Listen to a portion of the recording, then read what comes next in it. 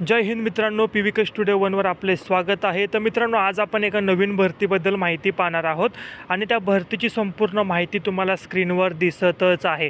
ज्या प्रकारे विभागाचं नाव, त्याच प्रकारे निवड प्रक्रिया कशा पद्धतीने असणार आहे, वेतन, अर्ज करण्याची पद्धत, त्याच प्रकारे अर्ज करण्याची दिनांक, अर्ज करण्याची अंतिम दिनांक, अशी संपूर्ण माहिती तुम्हाला आपल्या स्क्रीनवर दिसतच आहे।